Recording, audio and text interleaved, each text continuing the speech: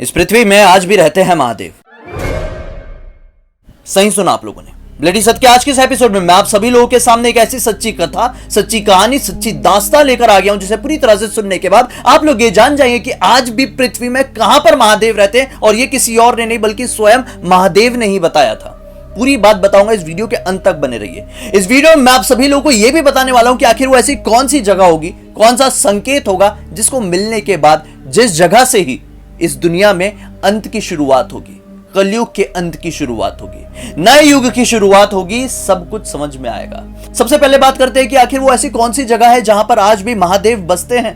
दरअसल कुल्लू से 20 किलोमीटर की दूरी पर हिमालय की पर्वत पर मौजूद है बिजली महादेव नाम का मंदिर। यह ऐसा अनोखा मंदिर है ना जहां पर स्वयं महादेव बसते हैं। सब कुछ बताऊंगा, एंड तक बने रहिए। यह एक ऐसा अनोखा मंदिर है जहां की शिवलिंग पर हर 12 साल में बिजली गिरती है, जिसकी वजह से यह पूरी शिवलिंग चूर चूर हो जाती है, पूरी तरह से टूट जाती है, खंडित हो जाती है। और फिर वहां पर मौजूद जो ब्राह्मण लोग रहते हैं वो उसके टुकड़े उठाते हैं और एक मक्खन की मदद से उन टुकड़ों को जोड़कर वापस से नई शिवलिंग बनाते हैं। यह हर 12 साल में होता है, बिना चूके हर 12 साल में। और साथ ही साथ हर 2 साल में यहां के ध्वज के ऊपर भी बिजली गिरती है। इस मंदिर का जो ध्वज है उसके ऊपर बिजली गिरती है, जिसकी वजह से यह ध्वज पूरी तरह से नष्ट हो जाता है। अब कमाल की बात यह है कि हर 12 साल में जो बिजली गिरती है शिवलिंग के ऊपर, और हर 2 साल में जो बिजली गिरती है ध्वज के ऊपर, इसके अलावा यह बिजली किसी भी तरह की कोई भी क्षति इस मंदिर को और किसी भी चीज को नहीं पहुंचाती है। यह सबसे बड़ा चमत्कार है कि एक बिजली गिर रही है डायरेक्टली शिवलिंग पर, एक बिजली गिर रही है डायरेक्टली ध्वज पर, उसके अलावा इतनी सी भी क्षति किसी चीज को नहीं पहुंचती है। अब साथ ही साथ और भी ज्यादा हैरान कर देने वाली आप लोगों को बात बताता हूं। यह बात है बहुत पुरानी। एक बार महामुनि वशिष्ठ ने भगवान शिव से कहा कि इस पृथ्वी लोक में जो बिजली गिरती है, जो समय समय पर प्रलय आते हैं, उसकी वजह से यहाँ के जीवों को, यहाँ के मनुष्य को बड़ी परेशानी होती है, बहुत ही दुखों का सामना करना पड़ता है। हे महादेव, आप कुछ ऐसा तरीका निकालिए जिसकी वजह से इतने बड़े बड़े प्रलय ना आए, समय समय पर ये जो बिजली गिरती रहती है जिसकी वजह से इतनी सारी परेशानियां इस ब्रह्मांड को, इस सृष्टि को, इस पृथ्वी को होती है, वो ना हो। भगवान शिव ने भी सोचे कि ये तो चिंता वाली बात है, मैं इंद्रदेव से बात करता हूं। भगवान शिव ने तुरंत ही इंद्रदेव को अपने नजदीक बुलाया और इंद्रदेव से कहा कि ऐसा कोई तरीका है क्या जिससे रोका जा सके ये बिजली गिरने को। तब इंद्रदेव ने बताया कि मेघों में जो ऊर्जा पैदा होती है, जो शक्ति पैदा होती है, समय समय पर उसको निकालना बहुत ज्यादा जरूरी होता है। अगर वो ऊर्जा समय समय पर मेघों से नहीं निकली, बादलों से नहीं निकली, तो इसकी वजह से बहुत ज्यादा परेशानी हो सकती है प्रकृति को। तब भगवान शिव ने बोले ये भी सही बात है, प्रकृति को नुकसान नहीं पहुंचे और प्रकृति का काम भी हो जाए, इसलिए मैं एक काम करता हूं। हिमालय की पहाड़ियों में कुल्लू नाम की एक जगह है जो कि बेहद खूबसूरत है, मैं वहां पर लिंग स्वरूप में विराजमान हो जाता हूं। जब कभी भी यह मौका आएगा कि मेघों की ऊर्जा बहुत ही ज्यादा मात्रा में बढ़ जाएगी, तो आप वो बिजली मेरी शिवलिंग पर, मेरे ही ऊपर गिरा दीजिए। इससे किसी भी लोगों को कोई क्षति नहीं पहुंचेगी और साथ ही साथ प्रकृति का अपना काम भी हो जाएगा, उसे काम में रुकावट भी नहीं आएगी। इंद्रदेव बहुत ही ज्यादा प्रसन्न होते हैं और भगवान शिव के सामने हाथ जोड़ देते हैं। अब बात यह आती है कि भगवान शिव को इंद्रदेव ने यह बोले थे कि ये जो भारी मात्रा में जो ऊर्जा होगी ये केवल 12 साल में एक बार बनेगी, और साथ ही साथ 2 साल में एक बार भी एक ऐसी भारी मात्रा में ऊर्जा बनती है तो उसे मैं इस मंदिर के ध्वज में जरूर गिराऊंगा। तो इस मंदिर के ध्वज बनाने की आज्ञा भी आप अपने भक्तों को जरूर दीजिए। तब से ही भगवान शिव ने ना जाने कैसे किसको दर्शन दिए थे और फिर ये मंदिर का निर्माण कराया गया था।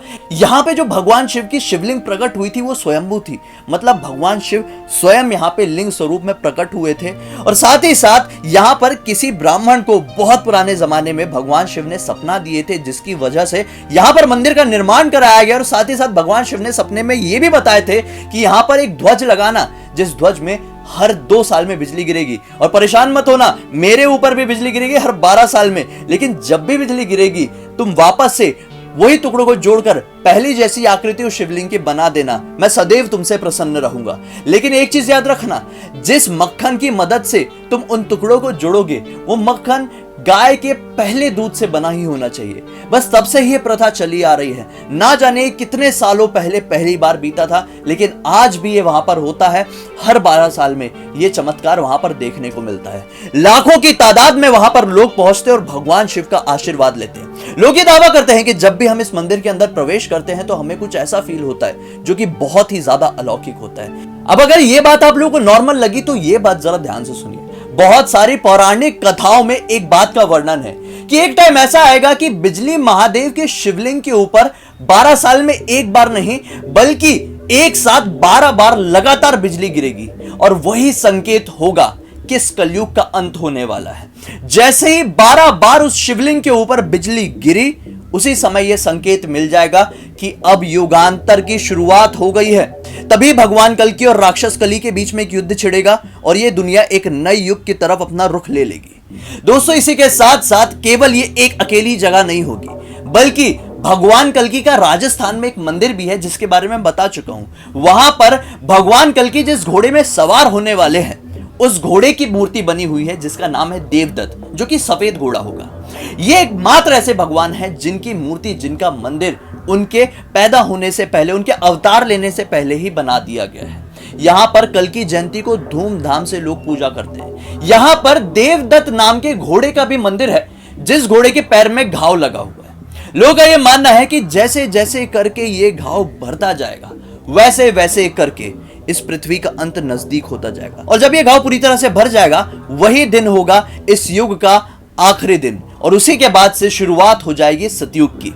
इसी प्रकार से तीसरे नंबर पर मौजूद है मध्य प्रदेश का एक महादेव का मंदिर, जहां के शिवलिंग हर साल तिल के आकार में बढ़ती चली जा रही है। जितनी आकार में वो ऊपर बढ़ रही है, उतनी ही वो नीचे बढ़ रही है। माना जाता है कि जमीन के ऊपर जितनी वो शिवलिंग दिखाई देती है, उतनी ही वो जमीन के नीचे भी है। यहां पर ना जाने कितने सारे वैज्ञानिक आए हैं और इसके ऊपर खोज किए हैं। सब लोगों ने एग्जैक्टली बता दिए कि हाँ, ये हर साल तिल के बराबर बढ़ रही है। और ये कहा जाता है, पौराणिक कथाओं में इस चीज का वर्णन है कि जिस दिन ये शिवलिंग अपनी एक पर्टिकुलर हाइट पर पहुंच जाएगी, वही दिन होगा इस युग का आखिरी दिन। ऐसे ना जाने कितने सारे संकेत हमारी पौराणिक कथाओं में दिए गए हैं, जिससे यह साफ साफ साबित होता है कि इस पृथ्वी का अंत कब होने वाला है, इस युग का कब अंत होने वाला है, नए सतयुग की कब शुरुआत होने वाली है। महादेव आज भी पृथ्वी के कण कण में बसते हैं और पृथ्वी के ऊपर आने वाली आपदाओं को अपने ऊपर समय समय पर झेलते रहते हैं। जैसे कि जब समुद्र मंथन हुआ था तो भगवान शिव ने समुद्र मंथन से निकले पूरे विष को ग्रहण कर लिया था और हमारी पृथ्वी को जरा सी भी आंच नहीं आने दी थी। यह भी उसी तरह का भगवान शिव का एक बहुत बड़ा चमत्कार या आशीर्वाद कह लो, जहां पर भगवान शिव अपने ऊपर, अपने शिवलिंग के ऊपर, अपनी आकृति के ऊपर इतनी बड़ी ऊर्जा को ग्रहण कर लेते हैं और हमारी पृथ्वी को कुछ भी नहीं होने देते।